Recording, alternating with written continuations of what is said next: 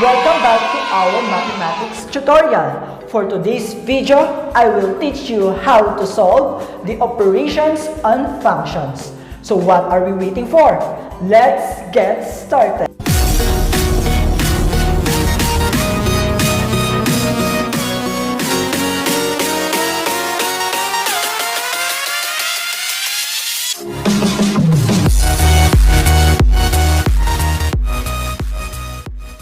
There are four operations on functions. You can obtain a new function by adding, subtracting, multiplying, and dividing functions. Accordingly, these new functions are called the sum, difference, product, and quotient of the original functions. Given two functions, f and g, their sum, denoted by f plus g, is the function defined by f plus g of x is equal to f of x plus g of x. Their difference, denoted by f minus g, is a function defined by f minus g of x is equal to f of x minus g of x. While their product, denoted by f multiplied by g, is function defined by f of g or f multiplied by g of x is equal to f of x multiplied by g of x. Their quotient, denoted by f over g of x, is defined as the function of f of x divided by g of x. Let's have a complex example on operations on functions. So we have f of x is equal to square root of x and g of x is equal to square root of x minus 2. So the first thing to do, let's have first the addition. So we have f plus g of x is equal to f of x plus g of x. And then let us substitute the value of f of x, which is square root of x. And then let us substitute the value of g of x, which is x minus 2.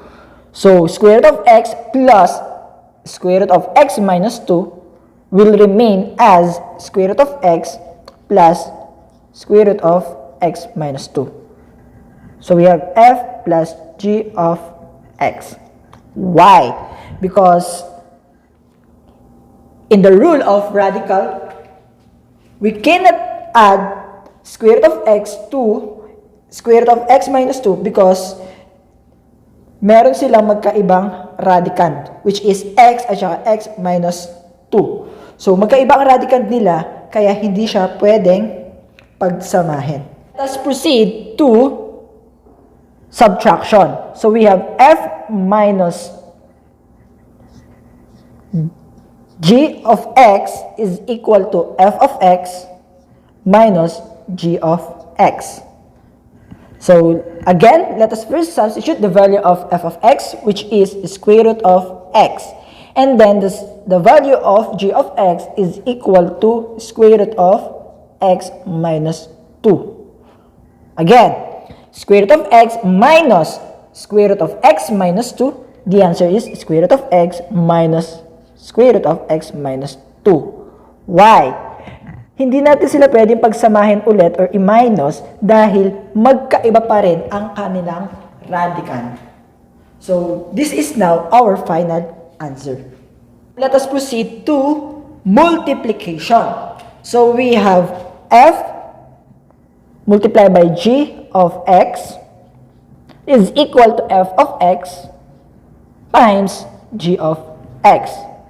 So let us substitute the value of f of x, which is square root of x, and the g of x, which is x square root of x minus 2.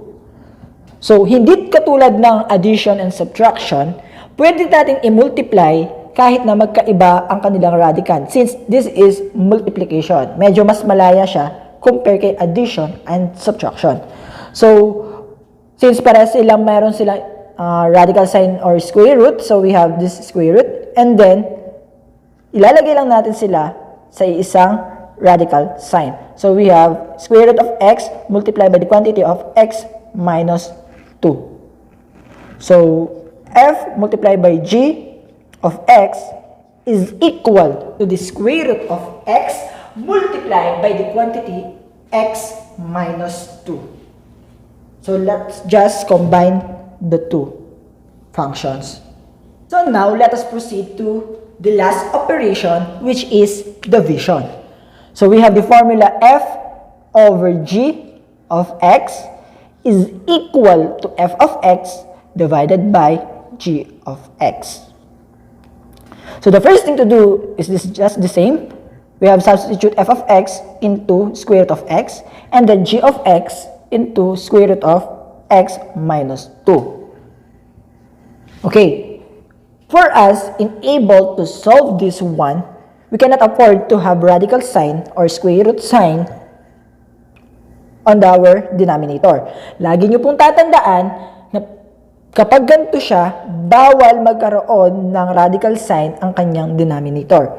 So, enable us to remove this radical sign, hindi natin yan buburahin. Kundi, imumultiply natin siya sa kanyang denominator, which is square root of x minus 2. Okay, so kapag minultiply natin to, we have x, square root of x, multiplied by square root of x minus 2. The answer is square root of x multiplied by x minus 2.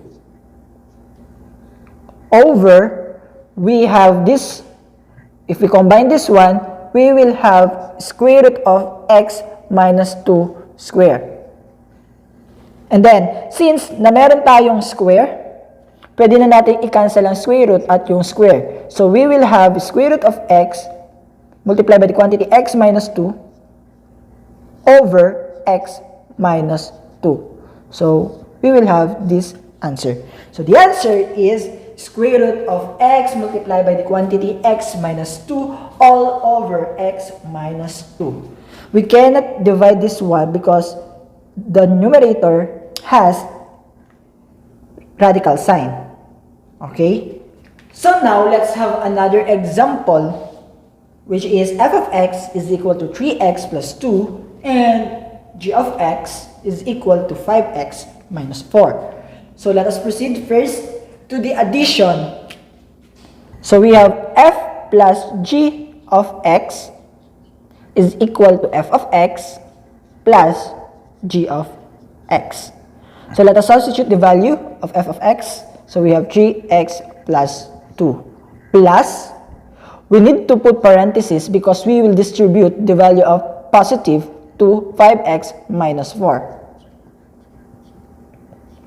So we have 3x plus 2 and then positive multiplied by 5x, so we have positive 5x.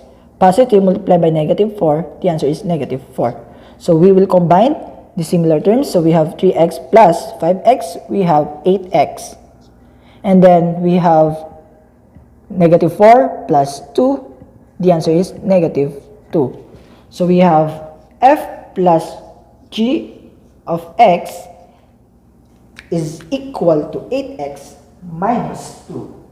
Let us proceed to subtraction. So we have f minus g of x is equal to f of x minus g of x. So let us substitute the f of x, the value of f of x, which is 3x plus 2, and then minus the value of g of x, which is 5x minus 4. So we have 3x plus 2, and then we will distribute the value of negative or minus to 5x, so we have negative 5x, and then negative multiplied by negative 4, the answer is positive 4. So we have 3x minus 5x, the answer is negative 2x. And then we have positive 2 plus 4, the answer is positive 6. So the value of this one f minus g of x is equal to negative 2x plus 6. So now let us proceed to multiplication. We have f multiplied by g of x is equal to f of x multiplied by g of x. So the first thing to do is let us substitute the value. So f of x is equal to 3x plus 2, while g of x is equal to 5x minus 4. So using the FOIL method, let us multiply this one. So 3x multiplied by 5x is equal to 15x squared. We have 3x multiplied by negative 4. The answer is negative 12x. And then we have 2 multiplied by 5x. The answer is 10x. And then we have positive 2 multiplied by negative 4. The answer is negative 8. So we will combine the similar terms. So we have negative 12x plus 10x. So we have 15x squared. Bring down 15x squared. So we have negative 12x plus 10x is equal to negative 2x. Then bring down negative 8. So f multiplied by g of x is now equal to 15x squared minus 2x minus 8. Let us now proceed to the last operation, which is division. So we have f over g of x is equal to f of x divided by g of x. Then we need to substitute f of x into 3x plus 2 over g of x, which is 5x minus 4. Okay, so let us solve this one, or let us simplify this one. So since 5x minus 4 has the radical sign and 3x plus 2 over 5x minus 4 is already simplified, this is now our final answer. Hello mga kabibos! Thank you for watching this video or this mathematics tutorial. I hope that you learned something today. See you on my next tutorial. Paalam!